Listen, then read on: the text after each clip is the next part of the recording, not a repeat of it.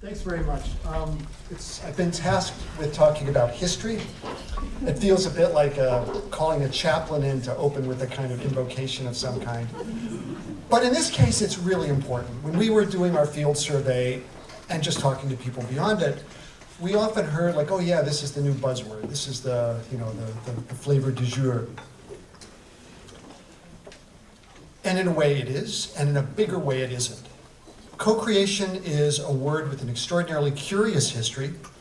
It's a concept with a deep and rich past.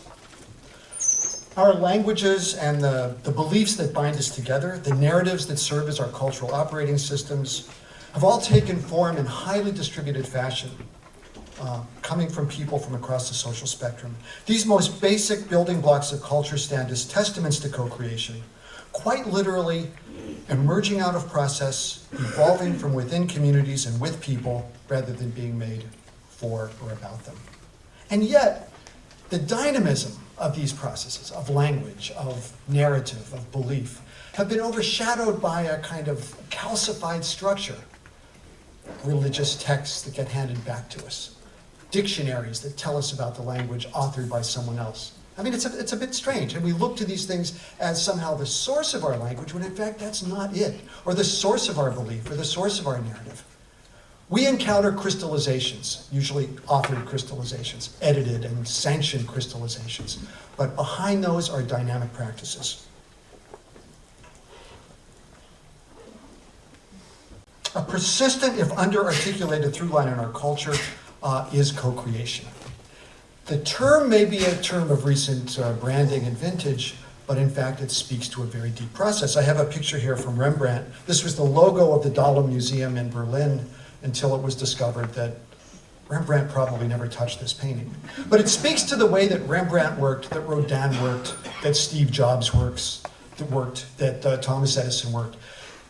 Big names cover the names of the myriad people who work, whether it's people making pigments and canvas, whether it's the people that did the backgrounds and the hands. Lots of people contributed to this, but in our cultural imaginary, this is overtaken by the big names of the great men. Strangely, if you go to the Oxford English Dictionary, which is the compendium of all that is sayable in the English language, co-creation is not there. As of the latest digital edition, it's absent. Now, if we look at Ngram through Google's eyes, and that's skewed in its own way, at least we can see that the word has had some recent trace, and in fact, there's some uses of it in the mid 19th century. But I guess, as I'm trying to say, this is a much deeper practice, and I guess maybe the Bible set us off on think of the first verse of the Judeo-Christian Bible. God created. It goes to creation as an individual act rather than what we've seen in culture at large. To jump closer to our time, Gee's Bend is an amazing story, a story of an enslaved community that then went on to face the abuses of sharecropper economy, and for whom the Depression in the 1920s and 30s was a godsend. The Depression made life better. And it made life better because the Roosevelt administration stepped in and enabled people to purchase their own land. It gave them very low interest loans to let them buy their land. They built a lumber mill, a collective lumber mill, and started a series of collective activities that really put this town back into an important cultural space. And the part that lives with us today are, of course, the Quilters, a collective of women who, despite the art market's best endeavors to kind of figure out who the important names were so they could put a higher value on this quilt and a lower value on that quilt, a community that held together as a group to say, we work together, we design together. I mean, it's a really important testament. They did this as a community over hundreds of years, and they do it today still, even though they're in the high art market. One of the things we're exploring is interaction and learning from non-human entities, and bees have been very influential in our culture in lots of ways, among which are as a sort of lesson in organization. And you see it in the etymology of entomology, the word source behind the insect here. It's a term that speaks to a long pre-industrial Industrial Revolution practice, and actually one that persists in areas not dominated by industrial production. It exists to this day in some rural communities. But again, a real testament to what people do themselves before they're overwritten by the heavy machinery of corporate and industrial culture. One of the interesting insights we had in doing this study was the role of new technologies in making, especially in the media world, in making co-creation possible. One gets the sense that new media technologies, in this case the Portapak with the National Film Board's Challenge for Change, the introduction of the Portapak disrupted established production orders. It disrupted what was happening in the industry, and it was a site of curiosity for publics who wanted to explore what that was and how it worked. And as the Portapak gets introduced, there's a bunch of co-creative endeavors. Mandy Rose is here, and Video Nation that the BBC did. It would be maybe a direction to look at. Or we could look in Bolivia at the Grupo Arcamal. Or we could go to Brazil and look at video in the villages. That Patricia Zimmerman has really charted a lot of this work in her latest book. And in this case, video equipment was given to over 200 different tribes in Brazil, enabling them to control their own representation and to create together as opposed to having people do the work for them.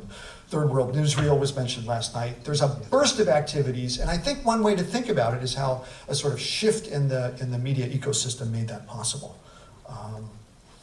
Sasha Costanza-Chuck has talked about the ways in which indie media was enabled, in some sense made use of the latest new media forms, the internet and its affordances. So we find these moments of rupture being really good for the co-creative initiative. This slide is really just a reminder that co-creation, of course, works with communities, but it also occurs across disciplines and across institutions. This is a slide, it's a pretty important slide, and actually the work of Foucault, not the Foucault most of us talk about, this is Léon Foucault, who worked with a bacteriologist who was really interested in blood structure and crystals in blood, had a lot of theories. Donnet had a lot of theories about how it worked.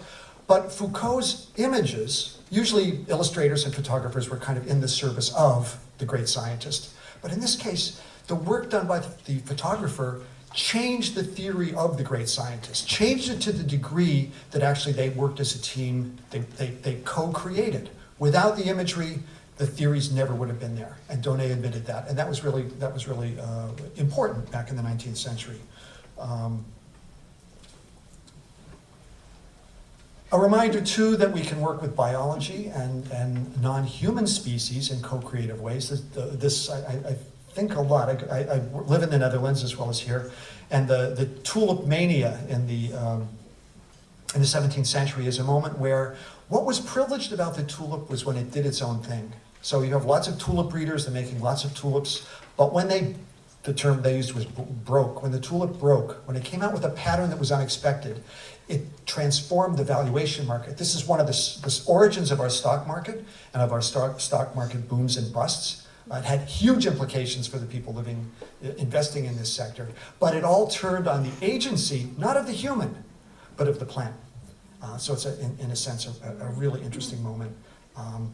And we could turn to the world of science and technology, engineering, and look in this case at artificial intelligence. This is the original mechanical Turk from the mid-18th century, Wolfgang von Klemmerlin.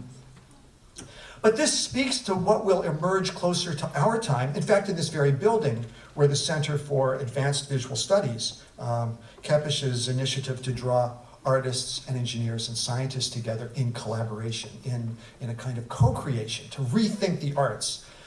Things like EAT, Experiments in Art and Technology, or UNESCO, the Company of Us. These are all initiatives in the 70s, late 60s and early 70s, that attempted to sort of cross the threshold of disciplines and to co-create, to rethink what it is. So while co-creation may seem to be the word of the moment, and indeed it holds much promise for restoring some coherence to the kind of fracturing that we're seeing in our society today. Having people trust one another, having people learn from one another, having people listen to one another can be a terrific way to go. And I think in media, it really, in certain ways, I think it's kind of often in the background, lurking in the background, but making it explicit, making the invisible visible, and really sharpening our discourse about this is our endeavor over the next 2 days. So thanks very much for being here, and The prayer is over. We can jump into the future.